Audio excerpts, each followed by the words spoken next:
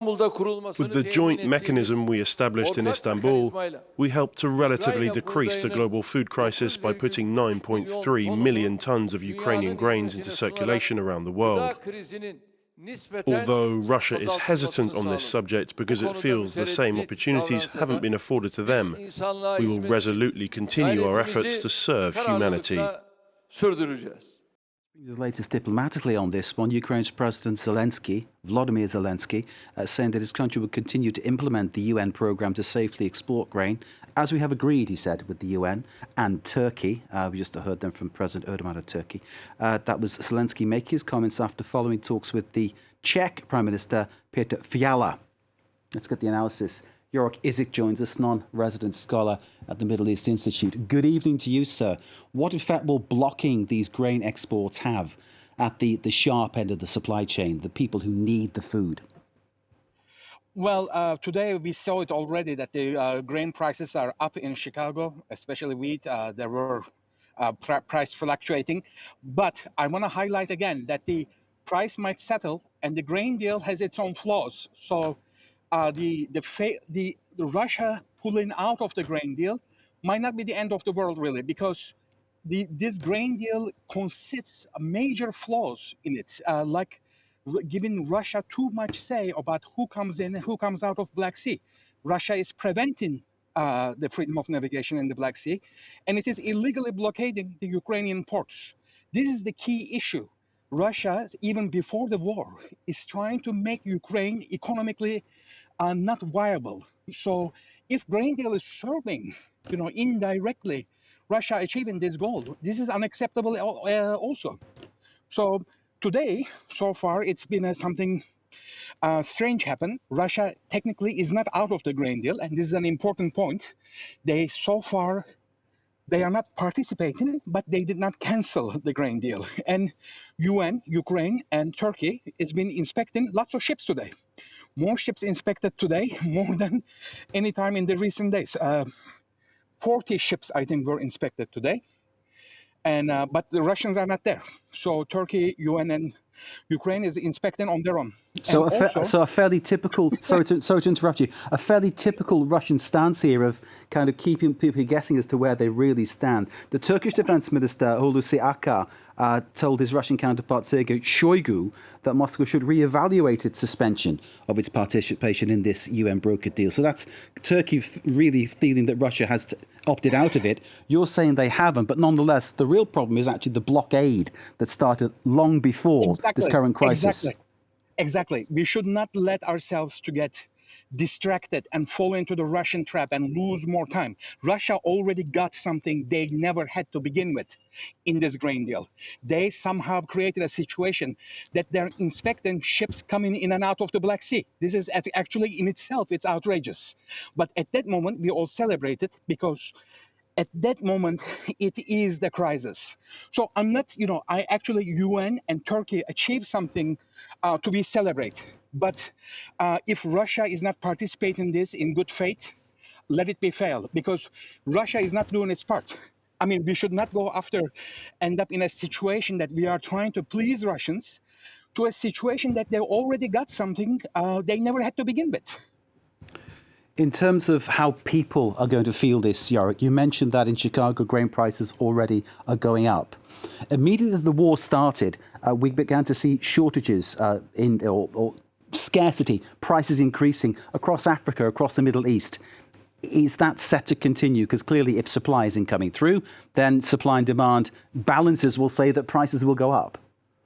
Mark, now it's like a very bizarre situation happened, actually. Like, I'm going to tie into your question, but this blockade continues. Like right now, the market obviously gives a reactionary response because Russia says, I'm going to not participate. But we can have a situation that the grain ships are still working and Russians really cannot do anything about it. Like, why the blockade? How the blockade is continuing? Russia does not have naval assets. At the beginning of the war, Russia had naval assets in the Western Black Sea. So far, what we witness is the ultimate collapse of Russian armed forces.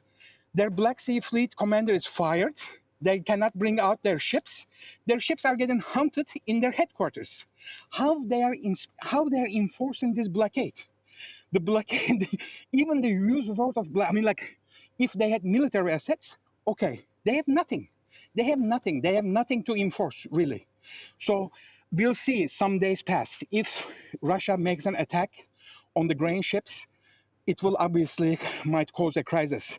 Immediate crisis is the insurance people. Insurance people are immediately panicking. I think what we need in the immediate term, maybe sovereign governments, maybe EU, we need to give guarantees to the shippers. Like, you need to look at this in the very big picture. This is not a private enterprise. The biggest war in our lifetimes. Everybody is watching this broadcast right now. This is the biggest event of our lifetime. So maybe the governments have to give insurers some backing so the ships keep moving. Because if ships keep moving, I don't think Russia really has assets to stop it. I hear what you're saying completely. The blockade of the ports, of course, being sort of instigated by the fact Russia taking so much ground earlier on in the war and obviously blocking off that whole sort of Black Sea coast in many ways, almost as far as, but not including Odessa.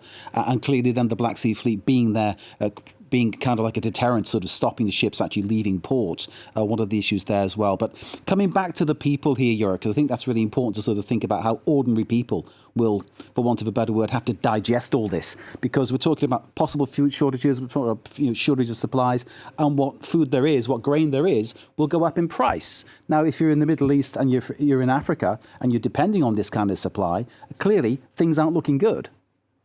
Yes, right now, at this moment, things are not looking good. But on the other hand, more than half of the grain that Ukraine had is already been shipped. And, that people already bought the winter grain. So I'm not looking, it is too early to suddenly go into the crisis mode.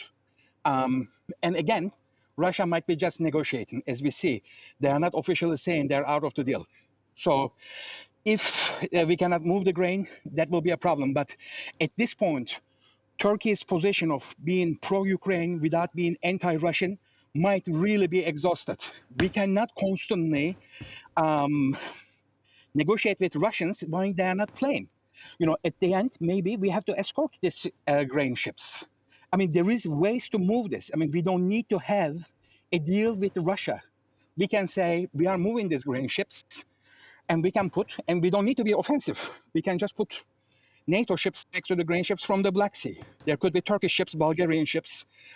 We can even get from some other countries that they really have major stake in this. And close to Russia. We can get the Egyptians. We don't need to constantly work into a deal that Russia is trying to create holes in the financial sanctions, etc. It's too dangerous to constantly negotiate with Russians while they are trying to just delay and distract, because that's what they are doing right now. Delaying, distracting, and in terms of what a family somewhere in the Middle East might be facing now, they'll go to market, they'll try to buy food. Prices will have gone up because of this whole game that's being played. How can that be beaten in some way? How can the people who are relying on the food be given a better time? How can they be protected? That's the only solution I have with right now, is that we come up as an international community, move the Ukrainian grain, if it's necessary, by putting a credible force next to it. So Russia cannot stop it. The key here is not that the prices are going up, we are not doing anything, because Russia is causing this crisis. And then they are trying to come up with solutions that is not really preventing or taking out the original crisis conditions. The original crisis is Russia is invaded a sovereign neighbor. So the crisis can end not by we giving in to Russia, but we are solving the original problem. And that is the opening of the Ukrainian ports. Yoruk, thank you very much for giving us your analysis. We appreciate your time. Say Yoruk Isik from the Middle East Institute. Thank you very much indeed. It's not as bleak as some people might think then, according to Yoruk. The winter grain has been bought. However, when one hears about grain ships being blockaded, one can only imagine that if it continues, then obviously the idea of food shortages is not that far away. We're watching for developments, of course, on that story.